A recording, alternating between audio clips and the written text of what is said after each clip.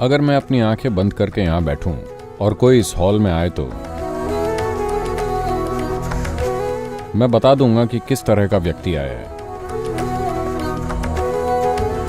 आप देखेंगे कि जब आप इस तरह बैठते हैं तो आपका दिमाग बेहतर काम करेगा, सच में।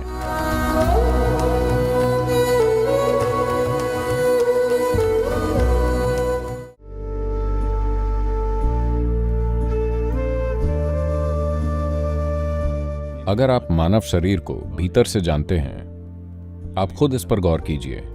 देखिए कि जब आपके पेट में खाना होता है तो आपका शरीर कैसा महसूस करता है, और जब पेट खाली होता है तब शरीर कैसा महसूस करता है। आप पाएंगे कि आपका शरीर और दिमाग सबसे अच्छी तरह तब काम करते हैं जब आपका पेट खाली होता है। अगर लगातार आपके पाचन तंत्र में खाना पचता रहता है तो स्वाभाविक है कि ऊर्जा की कुछ मात्रा उसमें लगी रहेगी, तो आपका दिमाग और शरीर दोनों ही अपनी पूरी क्षमता पर काम नहीं कर पाएंगे। अगर आप अपनी पूरी क्षमता तक पहुंचना चाहते हैं तो आपको अपने शरीर और उसके मेटाबॉलिज्म को इस तरह रखना होगा कि जो भी आप खाएं, चाहे जो भी खाएं, 1.5 से 2.5 घंटे के अंदर आपका पेट खाली हो जाना चाहिए। योग में इस चीज पर हमेशा जोर दिया जाता है कि 1.5 से 2 घंटे के अंदर आपका पेट खाली हो जाना चाहिए। पेट खाली होने का मतलब भूख नहीं होता। जब ऊर्जा का स्तर नीचे गिरता है सिर्फ तभी आपको भूख लगती है, नहीं तो वैसे पेट खाली होना चाहिए।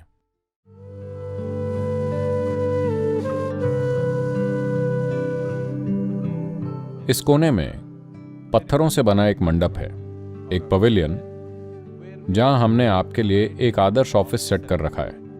कुर्सियों का लेवल नीचे है, टेबल का लेवल नीचे है।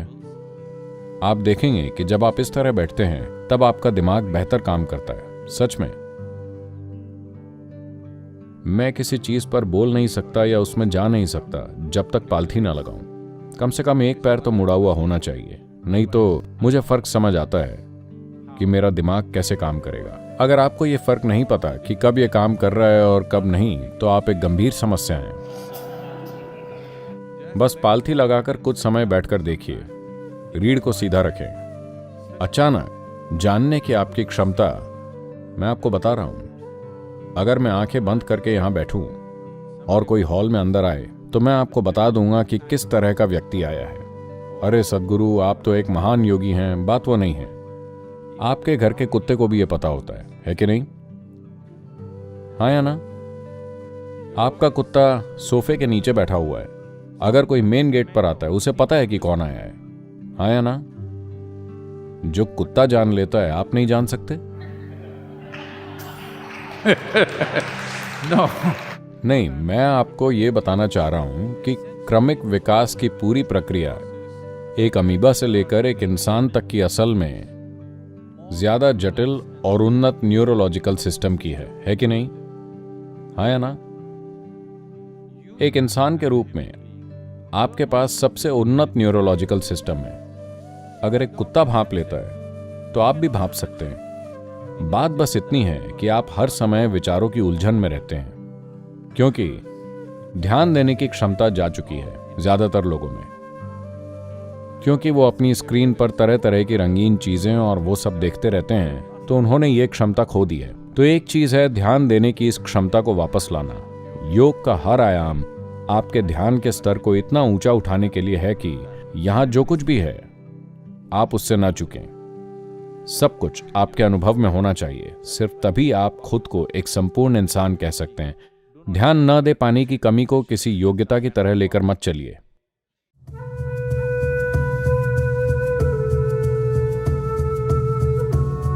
Anything yields to you only to the extent you pay attention to it. कोई भी चीज आपको उतनी ही परिणाम देती है जितना आप उस पर ध्यान देते हैं।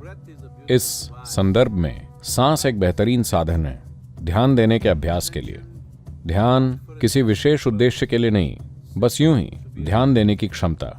चाहे आप एक कलाकार हों, वैज्ञानिक हों, अध्यात्म की ओर मुड़े हों, बिजनेसमैन हों, या बस आप जीवन जी रहे हों, आपके परिवार की बात हो, आपका प्रेम, आपकी खुशी, ये सब आपको परिणाम केवल तभी देते हैं जब आप उन पर पर्याप्त ध्यान देते हैं। Human attention can open just about any door in the universe. एक इंसान का ध्यान ब्रह्मांड में कोई भी द्वार खोल सकता है, पर बिना किसी उद्देश्य के ध्यान देना, नतीजों का हिसाब किताब किए बिना बस यूं ही ध्यानशील होना, जीवन शक्ति को ही ध्यान की प्रक्रिया बना लेना।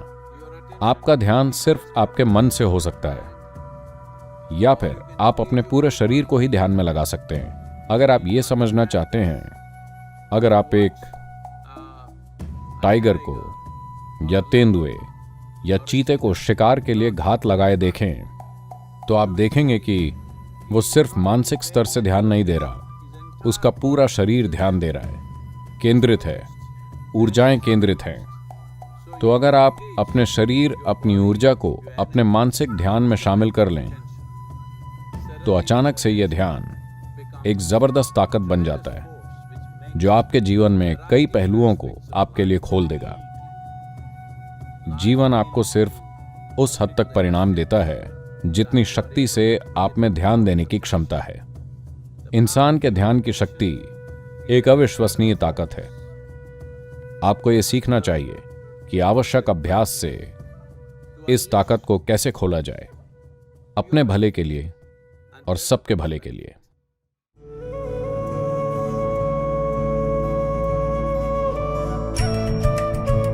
आप सभी मेरे इस अद्भुत बर्तन पर ध्यान दीजिए, प्लीज ध्यान दीजिए, प्लीज अभी इसे करिए। आपका ध्यान इस बर्तन से हटना नहीं चाहिए, बस ध्यान दीजिए।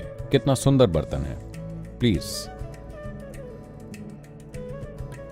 तो अब मेरे बोलते बोलते देखिए, आप बर्तन के साथ नहीं रह पा रहे हैं। एक पल और फिर ओके, ऐसे नहीं। मान लीजिए आपको इस बर्तन से प्यार हो गया। अब अगर मैं इसे छुपाऊं तो आप इसे देखना चाहेंगे। बर्तन चाहे कहीं चला जाए, आपके मन में वो छाया ही रहेगा। अब आपका मन इस तरह है क्योंकि आप भावनाओं से इससे जुड़ गए हैं। आपको बर्तन से प्यार हो गया और अब आपका मन लगातार इसमें लगा रहता है। तो इसी को भक्ति कहते हैं। यह ध्यान देने का एक शक्तिशाली तरीका है, ध्यान देने का एक सहज और आनंद भरा तरीका। अगर आप किसी चीज पर फोकस करने की कोशिश करें तो आपको सरदर्द हो जाएगा, पर अगर आप किसी चीज से प्यार करने लगें तो आपका उस पर 100% फोकस तो रहेगा ही और आपको सरदर्द नहीं होगा। आप परमानंद में रहेंगे। ये मन को इस्तेमाल करने का ज्यादा समझदारी भरा तरीका है, बजाय उसके जिसे लोग दिमागी बुद्धि के रूप में जानते हैं। A devotee has a completely different perspective of life. एक भक्त के जीवन की एक अलग ही समझ होती है। ये बुद्धिमत्ता का एक अलग आयाम है, जहां वो उन चीजों तक पहुंच सकता है जिसकी दूसरे कल्पना भी नहीं कर सकते, सहजता से, खुशी से, क्योंकि वो भावनाओं से शामिल है। उसका ध्यान बिल्कुल पूर्ण है। और आप जिस पर भी ध्यान देते हैं, अगर आपका ध्यान पूर्ण है तो जीवन का वो आयाम निश्चित ही खुलेगा। वो परिणाम जरूर देगा, दूसरा रास्ता नहीं है।